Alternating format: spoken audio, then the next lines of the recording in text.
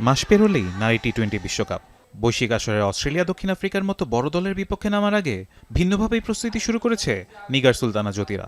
মিরপুর শেরে বাংলা স্টেডিয়ামে অনূর্ধ্ব 15 ঢাকা মেট্রো ছেলেদের বিপক্ষে ম্যাচ অনুশীলনে টাইগ্রেসদের প্রচেষ্টা ছিল স্পষ্ট। ছেলেদের বিপক্ষে জয় না আসলেও 120 কিলোমিটারের বেশি গতির কঠিন চ্যালেঞ্জে আত্মবিশ্বাস খুঁজে পাচ্ছেন টাইগ্রেসরা।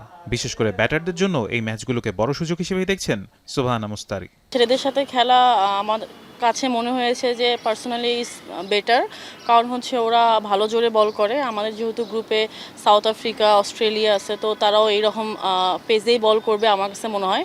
দলে স্পিনারের আধিক্য থাকলেও ইংল্যান্ডের কন্ডিশনে পেসারদের গুরুত্ব মানছেন সুবহানা। ইনজুরি সমস্যা থাকলেও ক্রিকেটাররা সেরা পারফরমেন্স দিতে প্রস্তুত বলে মনে করেন তিনি।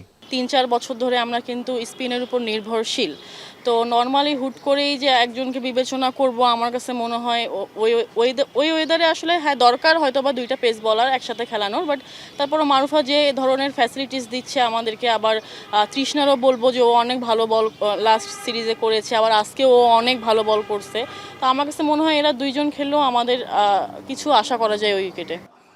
বোলিং নিয়ে চিন্তা নেই, কিন্তু বরাবরের মতোই আসন্ন বিশ্বকাপে বাংলাদেশের দুশ্চিন্তার নাম ব্যাটিং। তবে বিশ্বকাপের আগে স্কটল্যান্ডের তৃতীয় সিরিজকে নিজেদের প্রস্তুতির অন্যতম মঞ্চ হিসেবে দেখছেন এই টাইগ্রেস ব্যাটার। যেহেতু স্কটল্যান্ডে খেলা, আমার কাছে মনে হয় যে ইংল্যান্ডের কাছাকাছি দেশ হওয়াতে আমরা আসলে ওয়েদার আর পিচের কন্ডিশনটা বুঝতে পারবো। এছাড়াও নেদারল্যান্ডসের সাথে আমাদের মেইন ওয়ার্ল্ড কাপে খেলা আছে, তো ওখানেও আমাদের ট্রাই নেশনে ওরাও আছে। তো আমার কাছে মনে হয় যে যেহেতু ফার্স্ট ম্যাচ আমাদের ওয়ার্ল্ড কাপে নেদারল্যান্ডসের সাথে, তো ওখানে আমরা খেলে অ্যাটলিস্ট একটা এক্সপিরিয়েন্স হবে আসলে আমাদের কীভাবে খেলতে হবে। কঠিন প্রস্তুতি, ইনজুরি চ্যালেঞ্জ আর নতুন কন্ডিশন সব বিবেচনা রেখেই সম্ভাব্য প্রস্তুতি সারছে বাংলাদেশ। মাঠের পারফরমেন্সে সেই প্রস্তুতির প্রমাণ দিতে মুখে আছেন নিগার সুবহানারা। ফারহান ইহসান, এখন, ঢাকা।